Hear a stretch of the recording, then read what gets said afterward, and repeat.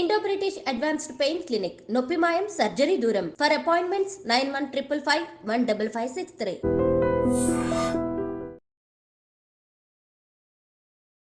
Hi hello నమస్తే welcome to I dream. నేను journalist Pasha.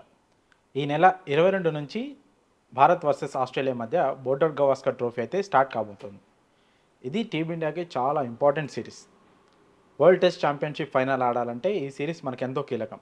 ఇలాంటి కీలకమైన సిరీస్లో 5 టెస్ట్ల ఈ లాంగ్ సిరీస్లో టీమిండియా ఎలాంటి స్ట్రాటజీతో బరిలోకి దిగుతుంది, టీమిండియా లోపాలేంటి, ఖచ్చితంగా బీజీటీ సిరీస్ గెలుస్తుందా లేదా అనే విషయాలపై చర్చించేందుకు ఈరోజు మనతో పాటు ఉన్నారు ప్రముఖ స్పోర్ట్స్ అనలిస్ట్ వెంకటేష్ గారు. సార్తో మాట్లాడి బీజీటీపై మరిన్ని విషయాలు తెలుసుకుందాం. నమస్కారం సార్. నమస్తే భాష. బాగున్నారా? Very good. After long time sir. అవునవును, చాలా రోజులైంది కలిసి. 22వ తారీఖు నుంచి పెర్త్లో ఫస్ట్ టెస్ట్ స్టార్ట్ కాబోతుంది సార్. కాకపోతే ఇది మనకు చాలా important series. Course Rohit Sharma first test ఆడట్లేదనే విషయం దాదాపు కన్ఫర్మ్ అయిపోయింది సార్. రోహిత్ శర్మ లేకుంటే టీంపై ఎలాంటి ఇంపాక్ట్ పడుతుంది సార్? డెఫినెట్గా ఇంపాక్ట్ పడుతుంది. ఎందుకంటే మనకి ఇమీడియట్గా మనం తడుముకుంటున్నాం ఓపెనింగ్ ఎవరు చేస్తారు జైస్వాల్తో పాటు అని. ఎందుకంటే శుభ్మన్ గిల్ కూడా గాయమైంది, సో ఇద్దరు మిస్ అవుతున్నారు. సో మనం థర్డ్ ఓపెనర్గా అనుకున్న అభిమన్యు ఈశ్వరన్ ఇండియా మ్యాచెస్లో ఇది ఆస్ట్రేలియాలో ఏమాత్రం షైన్ కాలేదు. సో అతను ఇంతవరకు ఎక్స్పీరియన్స్ కూడా లేదు, ఇంతవరకు ఒక టెస్ట్ మ్యాచ్ కూడా ఆడలేదు. సో ఇప్పుడు మనం ఓపెనర్ ఎవరు కావాలి అనే ఒక సిచ్యుయేషన్లో ఉన్నాం. క్యాప్టెన్సీ అయితే బుమ్రా చేస్తాడు, ఓకే, బట్ ఓపెనర్ విషయంలో ఖచ్చితంగా రోహిత్ లేని ఒక లోటు కనిపిస్తుంది. అయితే ఇక్కడ మనం ఒక కంఫర్టింగ్ అంటే సెంటిమెంట్ ప్రకారం చూసుకుంటే లాస్ట్ టైం కూడా మనం 2020-21లో వెళ్ళినప్పుడు మన క్యాప్టెన్ అప్పుడు కూడా ఇలాగే పెటర్నిటీ లీవ్లో వెళ్ళాడు. దానివల్ల అతను ఒక టెస్ట్ ఆడి 3 టెస్టులు మిస్ అయ్యాడు. ఇక్కడ ఇప్పుడు ప్రజెంట్ క్యాప్టెన్ ఒక టెస్ట్ మిస్ అయ్యి 4 మ్యాచ్లు ఆడుతున్నారు. సో సెంటిమెంట్ పరంగా చూస్తే అది మనకు కలిసి వస్తుందేమో. Let us wait and see. అప్పుడు విరాట్ కోహ్లీ, ఇప్పుడు రోహిత్. రోహిత్ శర్మ ప్లేస్లో కేఎల్ రాహుల్ని ఆడిస్తామన్నట్టు కోచ్ గంభీర్ కూడా చెప్పారు సార్. కాకపోతే కేఎల్ రాహుల్ ఫామ్ చూసుకుంటే న్యూజిలాండ్ సిరీస్లో కూడా ఫస్ట్ టెస్ట్ ఒకటి ఆడి ఫెయిల్ అయితే తను పక్కన పెట్టారు. ఆ తర్వాత ఆడిన ప్రాక్టీస్ మ్యాచ్లో కూడా ఆస్ట్రేలియా ఏతో ఆడిన మ్యాచ్లో కూడా పెద్దగా పర్ఫామ్ చేయలేదు. సో అలాంటి ప్లేయర్ని ఓపెనర్గా ఆడిస్తే టీమిండియా మళ్ళీ స్ట్రగుల్ అయ్యే ప్రమాదం ఉంది కదా సార్? స్ట్రగుల్ అయ్యే పరిస్థితి అంటే ఇప్పుడు మనకి అంతకంటే ఛాయిస్ కూడా లేదు. ఇప్పుడు మనం చూసుకుంటే అంటే మన దగ్గర ఉన్న స్క్వాడ్లో ఓపెనింగ్ చేసేవాళ్ళు ఎవరు కనబడట్లేదు. కేఎల్ రాహుల్ ఫెయిల్ అయిన మాట నిజమే, ఇక్కడ ఆస్ట్రేలియాలో ఆడిన ఆ మ్యాచ్లో అగేన్స్ట్ ఆస్ట్రేలియా. బట్ అది చాలా డిఫికల్ట్ పిచ్, అందరూ ఫెయిల్ అయ్యారు, అతనితో పాటు అతను కూడా ఫెయిల్ అయ్యాడు. బ్యాటింగ్కి ఏమాత్రం అనుకూలంగా లేని పిచ్ అది. అంతకుముందు మీరు బంగ్లాదేశ్తో తీసుకున్న టెస్ట్ మ్యాచ్లో చూస్తే ఒక మంచి ఇన్నింగ్స్ ఆడాడు. ఇంగ్లాండ్తో ఈ ఇయర్ బిగినింగ్లో జరిగిన సిరీస్లో ఒకే టెస్ట్ మ్యాచ్ ఆడాడు, దాంట్లోకి ఈ స్కోర్ 80. సౌత్ ఆఫ్రికాలో మనం 2023-24లో చివరిలో ఆడినప్పుడు అప్పుడు ఈ స్కోర్ 100. సో ఆస్ట్రేలియాలో అతనికి ఆల్రెడీ 100 ఉంది. ఆస్ట్రేలియాలో డెబ్యూ చేశాడు అతను, I think in the year 2014. So ఆస్ట్రేలియాలో బాగా ఆడిన ఎక్స్పీరియన్స్ ఉంది, అతను ఒక టెక్నికల్ కాంపిటెన్స్ ఉంది, న్యూ బాల్ ఫేస్ చేయగలడు. సో ఉన్న వాళ్ళలో అతనే ఇంకా మనకి బెస్ట్ చాయిస్. ఓకే, అతను ఆశించిన స్థాయిలో ఫామ్లో లేడు, అలా చూస్తే మనకి విరాట్ కోహ్లీ కూడా ఫామ్లో లేడు మనం అనుకుంటే. బట్ ఏంటంటే ఆ కాంపిటెన్స్ ఉంది అతనికి, ఆ ఎక్స్పీరియన్స్ ఉంది, ఆ పెడిగ్రీ ఉంది. So I think he is the best choice. ఇప్పుడు దేవదత్ పడిక్కల్ని కూడా టీంతో పాటు కంటిన్యూ చేస్తున్నారు. But Padikkal most probably number 3లో ఆడొచ్చు, ఎందుకంటే మీకు లెఫ్ట్ రైట్ కాంబినేషన్ ఉంటుంది. రాహుల్ అండ్ యశస్వి ఓపెన్ చేస్తే మీకు లెఫ్ట్ రైట్ కాంబినేషన్ మెయింటైన్ అవుతుంది. నెంబర్ 3లో దేవదత్ పడిక్కల్ ఆడితే అతను శుభ్మన్ గిల్ రోల్ని ఫిలప్ చేయడానికి వీలవుతుంది. ఓకే, విరాట్ కోహ్లీ గురించి ఆల్రెడీ మీరు ప్రస్తావించారు సార్. చాలామంది క్రికెట్ ఫ్యాన్స్కి ఉన్న ఒక డౌట్ ఏంటంటే ఏమైంది విరాట్ కోహ్లీకి అని. T20లకి రిటైర్మెంట్ ఇచ్చాడు, ఓకే, తను కాస్త ఫ్రీ అయ్యాడు, కానీ టెస్టుల్లో ఎందుకు ఇంత దారుణంగా విఫలమవుతున్నాడు అని అంటే ఏమంటారు సార్? నా దృష్టిలో the reason is pretty simple. ఎందుకంటే అతను ఎక్కువగా అవుట్ అవుతున్నది మనం చూసిన 5 టెస్ట్ మ్యాచ్లు చూసాం. బంగ్లాదేశ్తో 2, తర్వాత న్యూజిలాండ్తో 3. దీంట్లో అతను ఎక్కువ సార్లు అవుట్ అయింది, స్ట్రగుల్ అయింది against spinners. So spin bowling ఆడడంలో టర్నింగ్ ట్రాక్స్ పైన అతనికి ప్రాబ్లం ఉంది, దాన్ని ఓవర్కమ్ కావాలి. ఎందుకంటే అది డొమెస్టిక్ ఆడలేదు కాబట్టి ఆ ప్రాబ్లం ఉంది. కానీ అది మించి పెద్దగా ప్రాబ్లం ఉందని నేను అనుకోను. ఎందుకంటే లాస్ట్ ఇయర్ ఆడినవి అతను ఈ ఇయర్లో అతను ఆడిన 5 టెస్ట్ మ్యాచ్లు మాత్రమే. ఇంగ్లాండ్తో జరిగిన సిరీస్లో అతను ఆడలేదు. అంతకుముందు సౌత్ ఆఫ్రికాలో అతను సెంచరీ అయితే చేయలేదు, కానీ ఒక 70 చేశాడు, ఒక డిఫికల్ట్ ట్రాక్ మీద. వెరీ గుడ్ నాక్ అది. సో విరాట్ కోహ్లీ ఇప్పుడు ఏదో అర్జెంట్గా ఫామ్ కోలుకోవాలని అనుకోవడానికి లేదు. ఈవెన్ అగేన్స్ట్ బంగ్లాదేశ్ కూడా ఈ ప్లేడ్ 1 వెరీ గుడ్ ఇన్నింగ్స్ 46 ఎంతో. తర్వాత న్యూజిలాండ్తో కూడా మొదటి టెస్ట్ మ్యాచ్లో సెకండ్ ఇన్నింగ్స్లో ఈ scored very very important 70. So Virat Kohli ఫామ్తో వచ్చిన ప్రాబ్లమే లేదు. ఓన్లీ థింగ్ ఏంటంటే అది క్లియర్ ప్రాబ్లం, స్పిన్కి అగేన్స్ట్గా అది ప్రాబ్లం ఉంది. మీకు ఆస్ట్రేలియాలో ఆ ప్రాబ్లం ఉండదు. ఆస్ట్రేలియాలో నేతన్ లైన్ లాంటి ఒక మంచి స్పిన్నర్ ఉన్నాడు వాళ్ళకి, కానీ అక్కడ అంత టర్నింగ్ ట్రాక్స్ ఏమి ఉండదు, స్పిన్నర్స్కి అంత పెద్ద హెల్ప్ ఉండదు. కాబట్టి ఆస్ట్రేలియాలో అతని రికార్డు కనుక మీరు చూసుకుంటే 7 సెంచరీలు ఉన్నాయి అక్కడ ఆస్ట్రేలియా గడ్డ పైన. తర్వాత అతనికి అడిలైడ్ చాలా అచ్చొచ్చిన గ్రౌండ్, ప్రతిసారి కూడా అతను ఆస్ట్రేలియాలో బాగా పర్ఫామ్ చేయాలి. ఆస్ట్రేలియా కైండ్ ఆఫ్ వికెట్స్ అతను బాగా సూట్ అవుతాయి, ఎందుకంటే అవి పెద్ద గ్రౌండ్స్ అవి. విరాట్ కోహ్లీ ఆ స్టైల్ ఎలా ఉంటుంది, పుష్ చేసి సింగిల్స్ డబుల్స్ తీస్తారు, quick between the wickets, running between the వికెట్స్లో చాలా ఫాస్ట్గా పరిగెడతారు. సో ఆ పెద్ద గ్రౌండ్స్లో బాల్ని జస్ట్ ప్లేస్ చేసి బోల్డ్ అన్ని రన్స్ రాబట్టుకునే అవకాశం ఉంటుంది. రెండోది ఏంటంటే విరాట్ కోహ్లీ ఎలాంటి క్యారెక్టర్ మనకు తెలుసు, అతను కనుక రెచ్చగొడితే that brings the best out of him. So Australians యూజువల్గా స్లెడ్జింగ్ చేస్తారు, అతను రెచ్చగొట్టినప్పుడు ఆటోమేటిక్గా అతను ఇంకా మోటివేట్ అవుతారు. సో అది ఆ విధంగా అది కలిసి వస్తుంది. అందుకే ఐ థింక్ ఆస్ట్రేలియాలో Virat Kohli should do well అనుకుంటున్నాను. ఇప్పుడు ఎవరికైతే విరాట్ కోహ్లీ ఫామ్ మీద సందేహాలు ఉన్నాయో, ఈ టూర్లో కనుక బాగా ఆడకపోతే కోహ్లీ కానీ రోహిత్ కానీ వీళ్ళిద్దరిని ఇంటికి పంపించాలని చెప్పి సోషల్ మీడియా ఆల్రెడీ డిసైడ్ అయిపోయింది. సోషల్ మీడియా అయితే ఆల్రెడీ వాళ్ళిద్దరికి చరమగీతం రాసేసింది, అయిపోయింది అది. వాళ్ళు ఈ టూర్లో కనుక ఫెయిల్ అయితే, యావరేజ్గా కూడా పర్ఫామ్ చేస్తే వాళ్ళని పంపించాలి. రీప్లేస్మెంట్స్ ఎవరున్నారని కూడా ఎవరు ఆలోచించట్లేదు. సో అది వీళ్ళు బయట ఎలా ఆడతారు, ఇండియాలో బాగా ఆడిన వాళ్ళు బయట ఆడగలరా, సర్ఫరాజ్ లాంటి వాళ్ళు, అది కూడా ఎవరు ఆలోచించారు. వీళ్ళిద్దరిని ముందైతే ఇంటికి పంపించేయండి అని డిసైడ్ అయిపోయారు సోషల్ మీడియా. T20 టీం రాణిస్తుంది కాబట్టి T20 వాళ్ళని తీసుకొచ్చి ఇప్పుడు అర్జెంట్గా తిలక్ వర్మని ఎందుకు పెట్టరు, మీరు అభిషేక్ శర్మని ఎందుకు పెట్టరు, సంజు శాంసన్ ఎందుకు పెట్టరు అని అంటున్నారు. వాళ్ళ రికార్డు చూసుకోవాలి కదా, వాళ్ళు ఫస్ట్ క్లాస్ క్రికెట్లో. So this is a totally different ball game. ఇక్కడ మీకు ఆడాల్సిన స్టైల్ వేరే, ఇక్కడ ఆడాల్సిన తీరు వేరే, ఆ పేషెన్స్ వేరే, టెంపర్మెంట్ వేరే. అవన్నీ చూడకుండా ఎవరైతే T20లో పర్ఫామ్ చేశారో వాళ్ళని నిజంగా తీసుకొచ్చి పెట్టేయండి, ఈ సీనియర్స్ని ఇంటికి పంపించేయండి అని చెప్పి సోషల్ మీడియాలో క్యాంపెయిన్ జరుగుతుంది. అది వేరే విషయం. సోషల్ మీడియా ఆధారంగా సెలెక్టర్స్ టీంని సెలెక్ట్ చేయరు. సో నేను అనుకోవడం ఏంటంటే it is too early to right of great players like Virat Kohli and Rohit Sharma.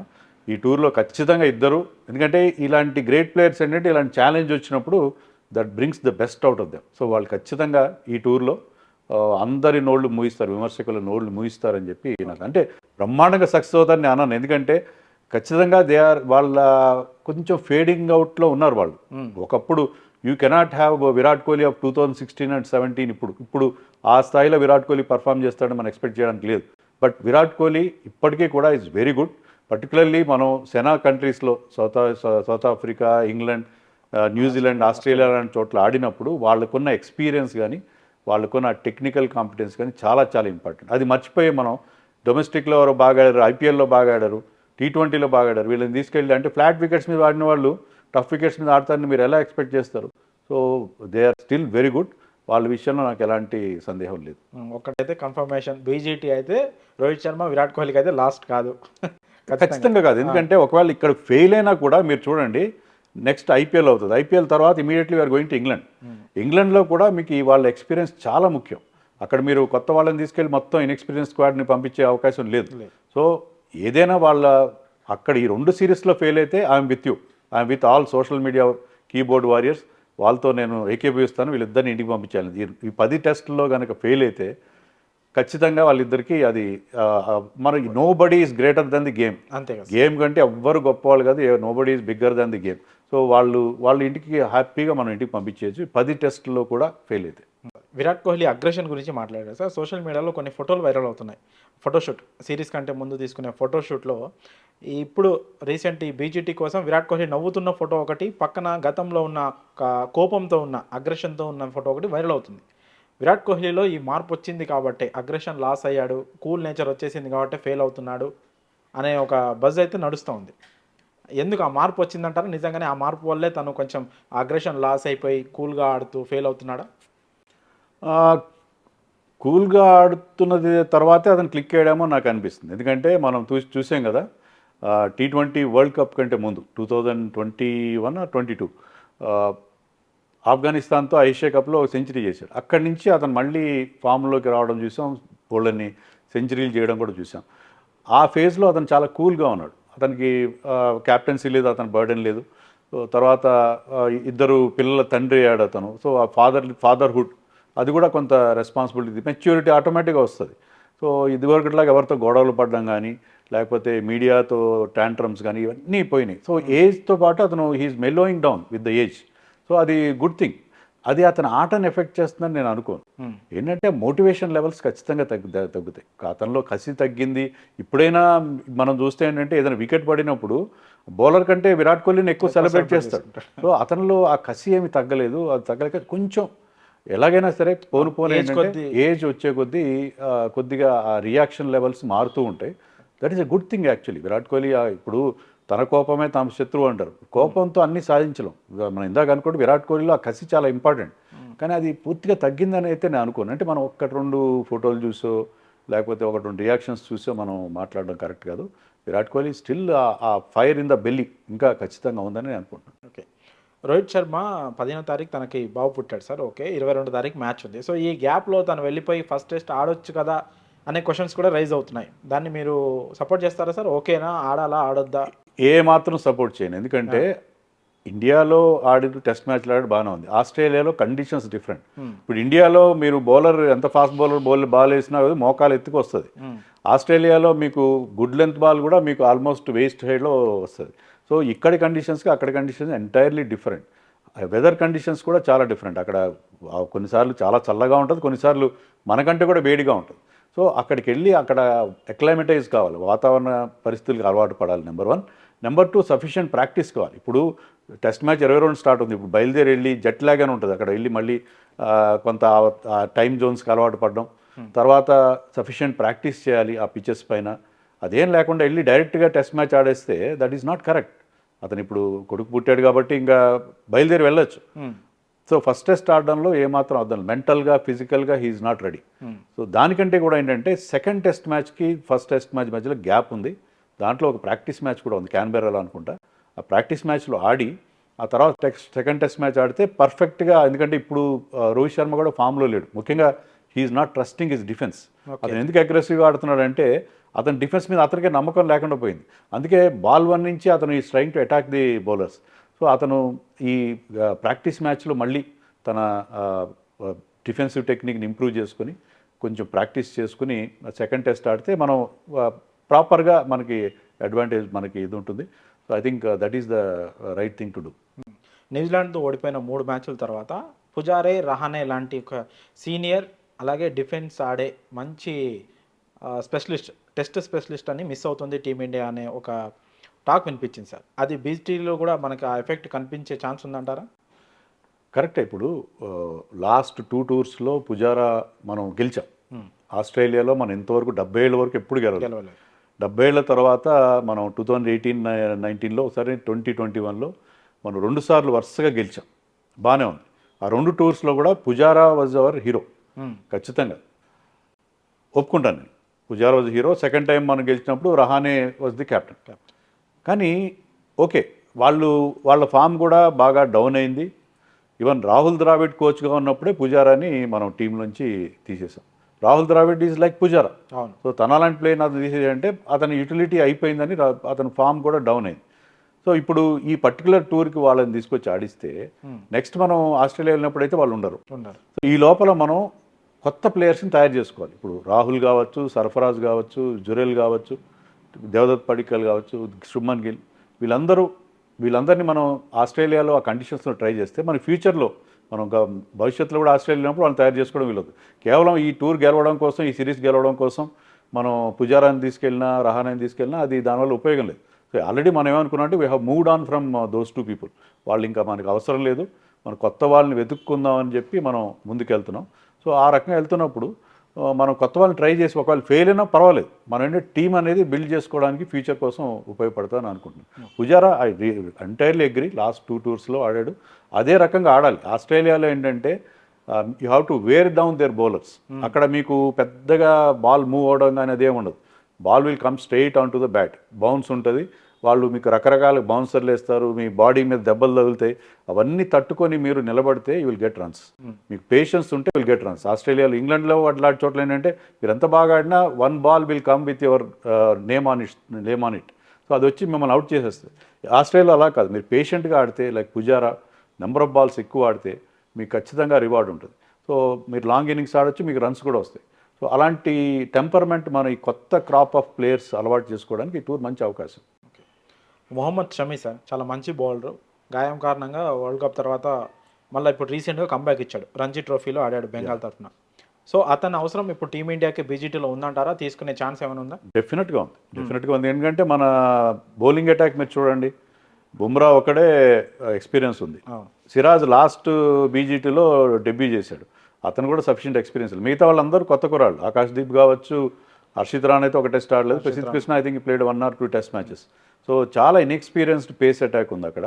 So Shami అవసరం ఖచ్చితంగా ఉంది. అయితే వీ షుడ్ నాట్ రష్ షమీని అర్జెంటుగా తీసుకెళ్ళి మనం ఆడించేస్తే, ఎందుకంటే ఒక్క మ్యాచ్ ఆడితే, ఒక్క ఫస్ట్ క్లాస్ మ్యాచ్లో ఫిట్నెస్ ఆధారంగా మనం ఆడించే పరిస్థితి లేదు. ఎందుకంటే ఒకవేళ అలా వెళ్ళి ఆడి సడన్గా ఫస్ట్ డే రోజున బ్రేక్ డౌన్ అయ్యాడు అనుకోండి, మనకు ఒక బౌలర్ లేని ఒక పెద్ద లోటు కనిపిస్తుంది. సో అలా కాకుండా ఇప్పుడు రంజీ మ్యాచ్లు అయితే ఫస్ట్ సీజన్ అయిపోయింది, ఫస్ట్ ఇది అయిపోయింది, ఇంకొన్ని రంజీ మ్యాచ్ల తర్వాత స్టార్ట్ అవుతుంది. ఈ లోపల మనకి ముస్టాక్ అలీ టోర్నమెంట్ ఉంది, T20 టోర్నమెంట్, దాంట్లో బెంగాల్కి అతను ఆడతాడని తెలిసింది.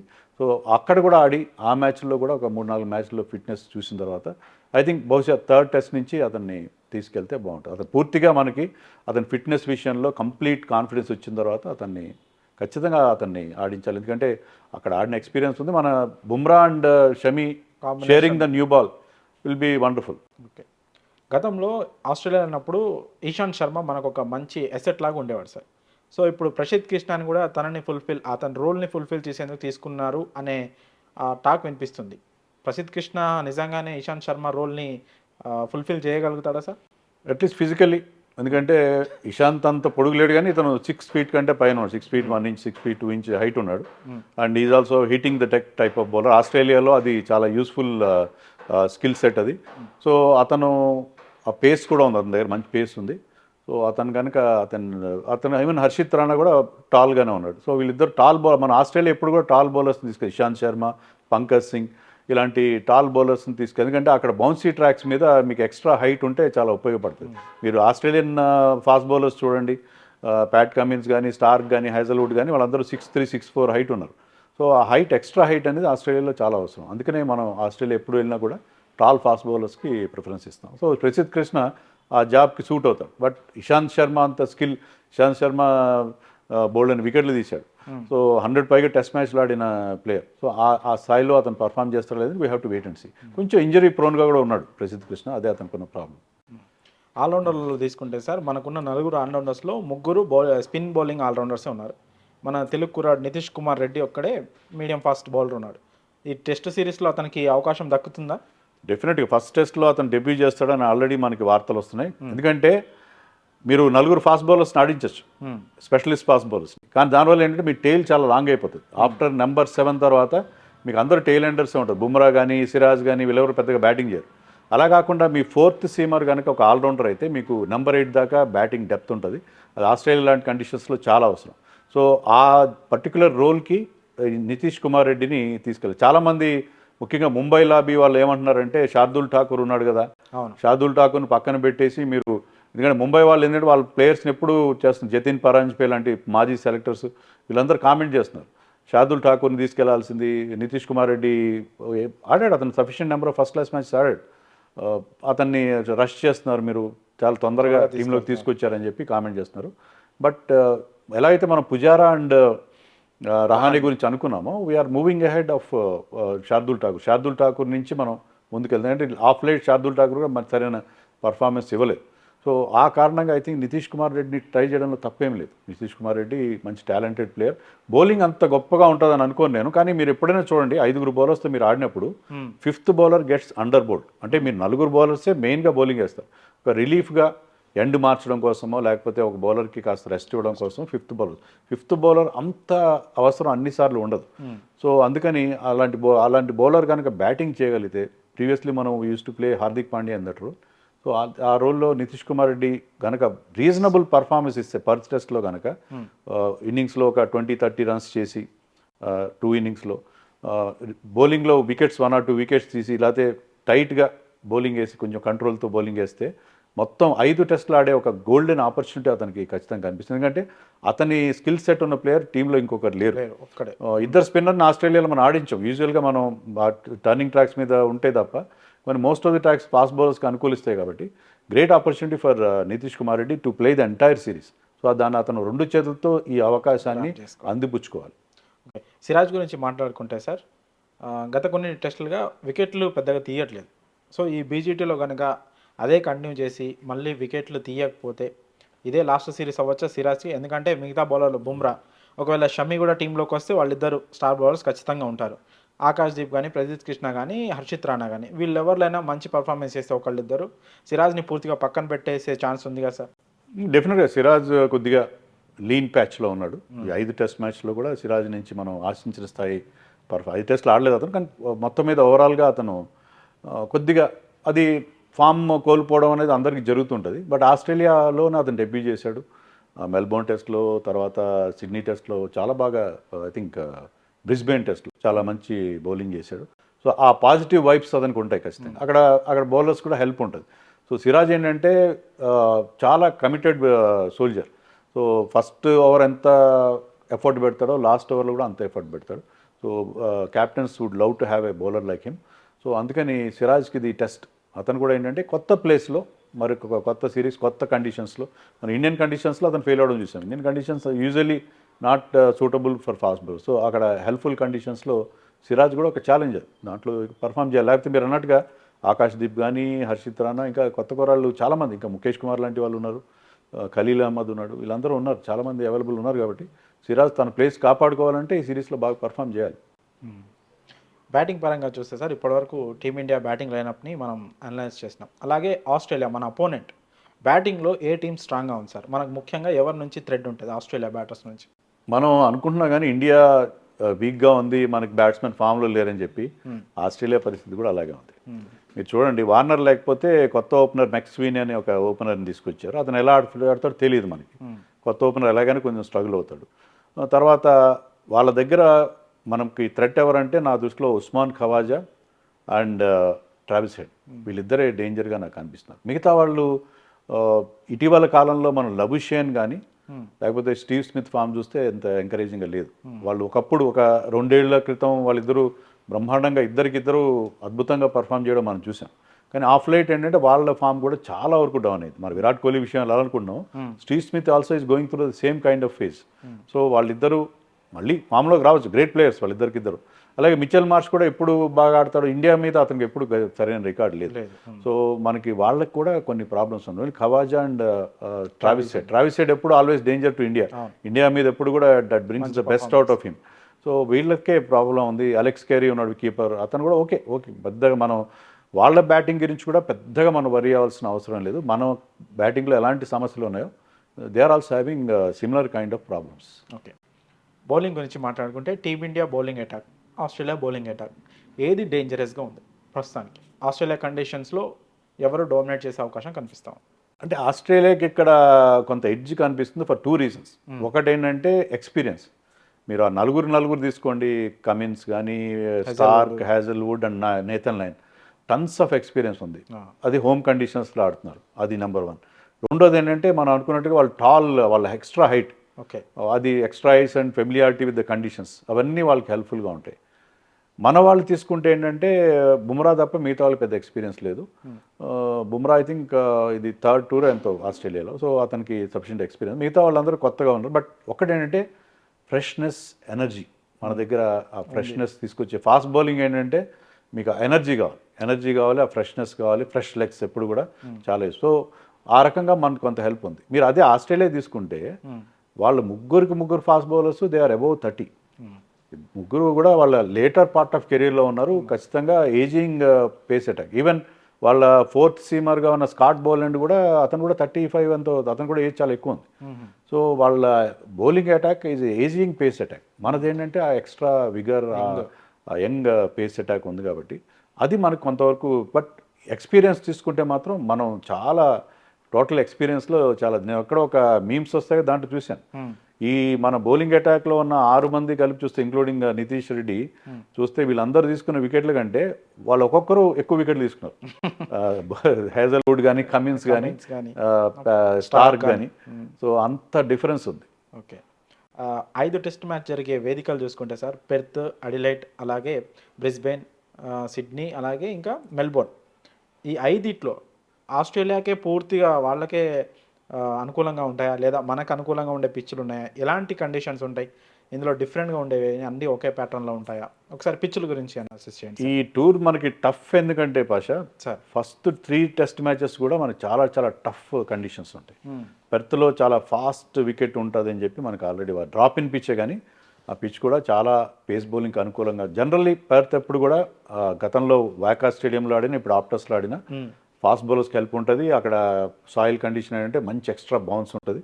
So first test match fast బౌలర్స్కి హెల్ప్, అది మనకి నిజంగా చాలా tough conditions. Second test match అడిలైడ్లో యూజువల్లీ అక్కడ మీకు చూస్తే ఏంటంటే Adelaide is always batting friendly conditions. Side boundaries చిన్నగా ఉంటాయి, మీకు ఈజీగా బౌండరీస్ కొట్టుకోవచ్చు. కానీ ఇప్పుడు మనం అక్కడ ఆడబోయేది pink ball test. So last time మనం 36 ఆల్ అవుట్ అయింది కూడా అక్కడే. సో పింక్ బాల్ ఏంటంటే ఎప్పుడు మూవ్ అవుతుందో తెలియదు. ఒకసారి ట్వైలైట్ జోన్ అంటారు, అంటే మనకి న్యాచురల్ లైట్ ఫేడ్ అవుట్ అయ్యి ఈ లైట్స్ ఆన్ అయిన టైంలో, ఆ టైంలో ball will start swinging like anything. So కొన్ని ఆ పింక్ బాల్ ఏంటంటే యూజువల్గా దాంట్లో మామూలు బాల్ కంటే ఎక్కువ స్వింగ్ ఉంటుంది. ఎందుకంటే దాని మీద ఆ లాక్కర్, ఆ లక్క అంటారు కదా, అది ఎక్కువ కోటింగ్ ఎక్కువ ఉంటుంది. సో అది ఆ షైన్ ఎక్కువ ఉండి అది ఎక్కువ స్వింగ్ అవుతుంది. So pink ball test also is a danger for us. Last time మనకి ఆ 36 ఆల్ అవుట్ అక్కడే అయింది, అడిలైడ్లోనే, పింక్ బాల్ టెస్ట్లోనే. అండ్ థర్డ్ టెస్ట్ మ్యాచ్ బ్రిస్బేన్లో లాస్ట్ టైం మనం గెలిచాం, కానీ ఆస్ట్రేలియాని 50 ఏళ్ళ తర్వాత ఎప్పుడో మనం ఆస్ట్రేలియాకి అక్కడ ఓటమే లేని పరిస్థితి అది. గాబాకి ఘమండ్ అంటారే, ఘమండ్ టూటా అని చెప్పి అన్నట్టు, ఆ ఘమండ్ ఈ కారణం ఏంటంటే అది కూడా చాలా చాలా పేసీ వికెట్, చాలా ఫాస్ట్ బౌలర్స్కి అనుకూలించేది. సో మనకి ఫస్ట్ 3 టెస్ట్ మ్యాచెస్ చాలా చాలా టఫ్ టెస్ట్ మ్యాచెస్ ఉన్నాయి. లాస్ట్ 2 ఏంటంటే మనకి అనుకూలమైన కండిషన్. మెల్బోర్న్లో మనం ఎక్కువ టెస్ట్ మ్యాచ్లు గెలిచాం, సిడ్నీలో కూడా యూజువలీ మనకి బెటర్ బ్యాటింగ్ కండిషన్స్ ఉంటాయి. సో ఏంటంటే మనం ఈ 3 టెస్టులు దాటుకోగా ఛాలెంజ్, చాలా పెద్ద ఛాలెంజ్గా మనకి కనిపిస్తుంది. విరాట్ కోహ్లీ సరే ఇప్పుడు అంత పెద్ద మంచి ఫామ్లో లేకపోయినా సార్, ఆస్ట్రేలియాలో తనకున్న ట్రాక్ రికార్డ్ చూసుకున్నాం, ఆస్ట్రేలియాలో అంటే తన ఆడిన విధానం చూసుకున్నా కూడా వాళ్ళ ఖచ్చితంగా ఆస్ట్రేలియాకి విరాట్ కోహ్లీ ఒక థ్రెట్టే. సో ఆస్ట్రేలియా విరాట్ కోహ్లీ గురించి ఎలాంటి స్ట్రాటజీ వస్తుంది సార్? మీరు అక్కడి నుంచి వస్తున్న న్యూస్ చూసి ఉంటారు, అన్ని అక్కడ ఉన్న న్యూస్ పేపర్స్లో అన్నిట్లో కూడా విరాట్ కోహ్లీ బొమ్మ పెట్టి విరాట్ కోహ్లీ గురించే మాట్లాడతారు. కెప్టెన్ గురించి కానీ ఎవరి గురించి మాట్లాడలేదు. ఈవెన్ రిషబ్ పంత్ అంత బాగా పర్ఫామ్ చేసిన లాస్ట్ టూర్లో రిషబ్ పంత్ కంటే కూడా విరాట్ కోహ్లీ గురించే వాళ్ళు ఎక్కువ మాట్లాడుతున్నారు, విరాట్ కోహ్లీ గురించే భయపడుతున్నారు. మీరు చెప్పినట్టుగా అతనికి రికార్డ్ అడిలైడ్లో అతనికి I think he has 3 or 4 hundreds in Adelaide. చాలా మంచి లక్కీ గ్రౌండ్ అది, హ్యాపీ హంటింగ్ గ్రౌండ్ అది. అతన్ని మనం ఇందాక చెప్పుకున్నట్టుగా అతని స్టైల్ ఆఫ్ ప్లేకి అక్కడ పిచెస్ బాగా సూట్ అవుతాయి.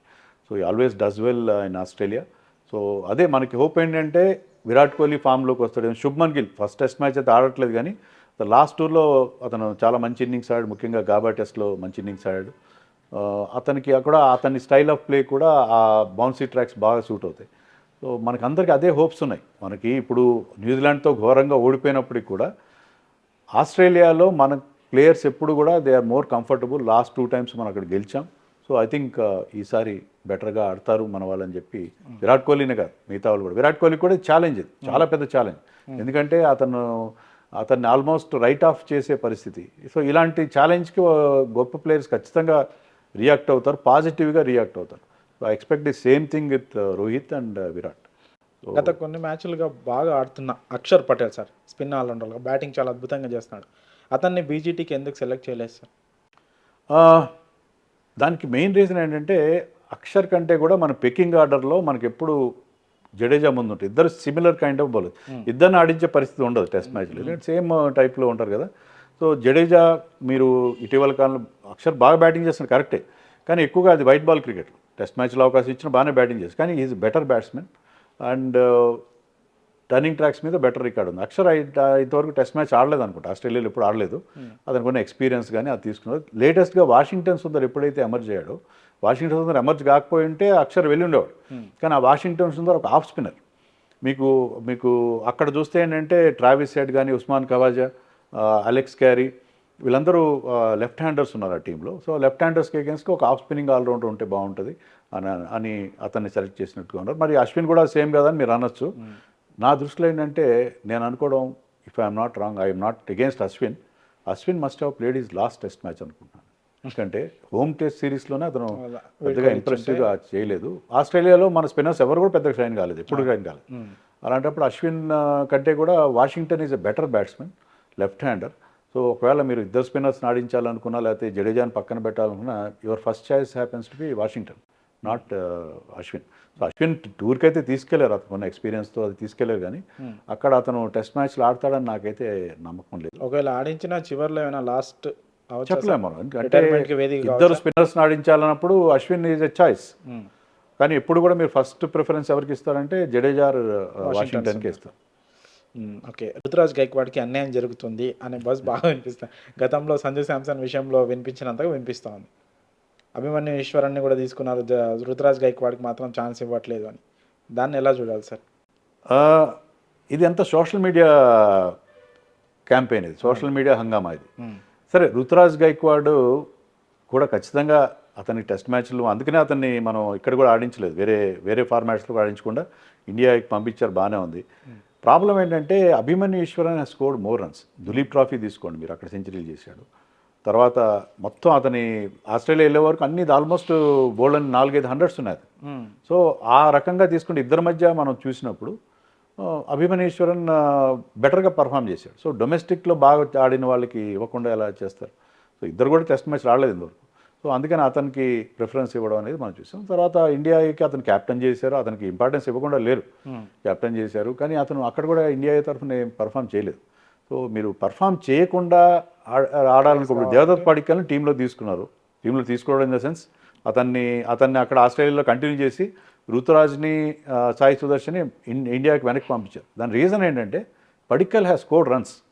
ఆస్ట్రేలియాతో జరిగిన మ్యాచ్లో ఒక 80 చేశాడు, ఒక 30, ఒక 40 ఏమో చేశాడు.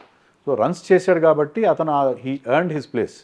కానీ మీరు రన్స్ చేయకుండా రుతురాజ్ జస్టిస్ ఫర్ రుతురాజ్ అని ట్యాగ్ లైన్ పెట్టి మనం మాట్లాడడం చాలా ఈజీ, కానీ దాన్ని జస్టిఫై చేసుకోవాలి కదా. సో దానికి నేను ఇంతకుముందు కూడా చెప్పినట్టుగా సోషల్ మీడియా ఆధారంగా సెలెక్టర్స్ టీంని సెలెక్ట్ చేయరు. ఎంత సోషల్ మీడియాలో ఎన్ని క్యాంపెయిన్స్ రన్ చేసినా కూడా సోషల్ మీడియాని బట్టి రన్ చేయరు. వాళ్ళకుండే పారామీటర్స్ వేరే ఉంటాయి. సో ఆ పారామీటర్స్ బట్టే చేస్తారు, కానీ సోషల్ మీడియా ఆధారంగా ఎప్పుడు టీమ్స్ని సెలెక్ట్ చేయరు. Okay, world test championship team India ఆడాలంటే ఈ బీజీటీలో ఎంత తేడాతో గెలవాలి? ఆ ఛాన్స్ ఉందా? 2001, 2023 2 సార్లు వరుసగా ఆడాం, హ్యాట్రిక్గా 3వ సారి కూడా ఫైనల్ ఆడాలంటే ఎంత తేడాతో గెలవాలి? ఆ పాసిబిలిటీస్ ఎంతవరకు ఉన్నాయి సార్? నేనైతే ఇప్పుడు వరల్డ్ టెస్ట్ ఛాంపియన్షిప్ బేస్ అసలు నా దృష్టే లేదు. ఇది చాలా ఇంపార్టెంట్ సిరీస్ మనకి, ఎందుకంటే మనం గతంలో 2 సార్లు గెలిచాం, వాళ్ళు కూడా చాలా రెవెంజ్ మెంటాలిటీతో ఉంటారు. సో ఇది గెలిస్తే వరల్డ్ టెస్ట్ ఛాంపియన్షిప్ మనం వెళ్తామా లేదా? మనం బహుశా 2-1తో గెలిస్తే మనకి ఛాన్స్ ఉండదేమో, 2-1తోనో 2-2తో 2-2 డ్రా చేసుకున్నా మనం ఉండదేమో. బట్ ఈ సిరీస్ ఓడిపోకుండా ఉంటే I will still feel happy. గెలిస్తే బ్రహ్మాండంగా, అది వెళ్ళామా లేదా అనేది, ఎందుకంటే మనకి ఇప్పటికీ కూడా నా దృష్టిలో ఏంటంటే మనం ఫుల్లీ ప్రిపేర్డ్గా వెళ్ళాం వరల్డ్ టెస్ట్ ఛాంపియన్షిప్ ఫైనల్ ఆడడానికి. ఎందుకంటే ఇంగ్లాండ్ కండిషన్స్లో మనం ప్రతిసారి ఇంగ్లాండ్లో ఆడుతున్నాం, ప్రతిసారి వీఆర్ ఫౌండ్ వాంటింగ్. అంటే అక్కడ మూవింగ్ బాల్ ఉంటుంది, వర్షాలు పడుతుంటాయి, క్లౌడీ కండిషన్ ఉంటుంది. దాంట్లో మనం వెళ్ళి ఓడిపోయి, ఈరోజు డేట్ నవంబర్ 19th మనకు ఒక చేదు అనుభవంగా మిగిలిపోయింది. ఇప్పటికీ ఈ రోజు కూడా అంత మీమ్స్ వస్తున్నాయి. సో మరి మరొక ఫైనల్కి వెళ్ళి మరొక చేదు అనుభవం ఎదురయ్యే బదులు ఈసారి ఫైనల్ పోయినా పర్వాలేదు, ఈ సిరీస్ గెలవాలి. నా అభిప్రాయం, నా పర్సనలీ ఐ ఫీల్ దట్ ఈ సిరీస్ మనం గెలవాలి. గెలిస్తే చాలు, వరల్డ్ టెస్ట్ ఛాంపియన్ ఫైనల్కి వెళ్తామా లేదని. Next world test championship final ఇంగ్లాండ్లో జరగకపోవచ్చు, జరిగినా కూడా ఆ పార్టీకి మనం ఫుల్గా ఎక్విప్ అయ్యి దానికి ఆ కండిషన్స్కి తగిన టీం తయారు చేసుకుని వెళ్ళి గెలిచి వస్తే బాగుంటుంది. కానీ ప్రతిసారి ఫైనల్కి వెళ్ళాము, ఫైనల్లో ఓడిపోయామంటే లాభం లేదు కదా. ఇప్పుడు ఏ కాంపిటేటివ్ ఎగ్జామ్లో మీరు ప్రిలిమ్స్ క్లియర్ చేశారు, మెయిన్ క్లియర్ చేశారు, ఇంటర్వ్యూలో పోతే ఏం ఉపయోగం లేదు కదా. You will be back to square one. So అలాగే మీరు ప్రతిసారి ఆ చివరి దాకా వెళ్ళి అక్కడ ఫైనల్ హడిల్ క్రాస్ చేయనప్పుడు దెర్ ఇస్ నో మీనింగ్. వెళ్ళకుండా ఉంటే ఇంకా మనం హ్యాపీగా ఫీల్ అయ్యే పరిస్థితి కనిపిస్తుంది. ఓకే, ఆ డబ్ల్యూటీసీ ఫైనల్ ఎందుకు సార్ ఒక్క మ్యాచ్తోనే? అంటే గతంలో రోహిత్ శర్మ కూడా ఈ విషయంలో మాట్లాడాడు. ఇప్పుడు మీరు అన్నట్టు మనం ఇంగ్లాండ్ వెళ్ళి ఆ కండిషన్స్కి అడాప్ట్ చేసుకోకుండా ఒక్క మ్యాచ్తోనే ఇంత కష్టపడి ఒక మ్యాచ్తో పోవడం అనేది, అట్లా కాకుండా ఒక 3 మ్యాచ్ సిరీస్ లాగా కండక్ట్ చేస్తే బాగుంటుంది అంటారు కదా? కరెక్టే, కానీ ఇప్పుడు ఏమవుతుందంటే ఈ వరల్డ్లో బోల్డ్ అన్ని లీగ్స్ ఉన్నాయి. మీకు 3 టెస్ట్ మ్యాచ్లు అంటే కనీసం మీకు 1.5 month టైం కావాలి. అంటే 15 రోజులు ప్లస్ మధ్యలో గ్యాప్లు కలిపితే మీకు కనీసం ఒక 5 వారాలు గ్యాప్ కావాలి. మీకు ఒక 5 వారాల గ్యాప్లు అంటే ఎవరో ఒక లీగ్తో క్లాష్ అవుతుంది, లేకపోతే వాళ్ళ సీజన్తో క్లాష్ అవుతుంది. ఇంత పెద్ద గ్యాప్ని తీసుకుని, అంటే ఏ టీమ్స్ ఆడతాయో తెలియదు. సో అన్ని టీమ్స్కి అక్కడ ఎవరు ఆడకుండా అక్కడ గ్యాప్ వదలాలి. సో ప్రతి టీంకి అక్కడ ఆ టైంలో ఎలాంటి షెడ్యూల్ అంటే మీరు మామూలుగా ఈ ఫ్యూచర్ టూర్స్ ప్రోగ్రామ్ అనేది 3-4 ఏళ్ళ ముందు ఒకేసారి డిసైడ్ అవుతుంది. సో మీరు ఆ విండో, అంత పెద్ద విండో మీరు ప్రతి టీంని ఎవరు ఏ మ్యాచ్ ఆడకుండా ఆపగలిగే పరిస్థితి ఉండాలి. అది చాలా పెద్ద ఛాలెంజ్ అయిపోయింది. న్యాచురల్గా చూస్తే, యాక్చువల్గా చూస్తే బెస్ట్ ఆఫ్ 3 ఉంటే అద్భుతంగా ఉంటుంది. ఒకవేళ 2 మ్యాచ్లో ఒక టీం గెలిచింది అనుకోండి, ఈ need not play the third test match. So అలా చేస్తే బాగుంటుంది. ఫ్యూచర్లో ఎప్పుడైనా మరి అలాంటి పరిస్థితి ఉంటుందేమో, let us wait and see. Thank you sir, thank you so much. మీ వాల్యుబుల్ టైంని ఇచ్చి చాలా విషయాలు మాతో పంచుకున్నందుకు థ్యాంక్ యూ సో మచ్.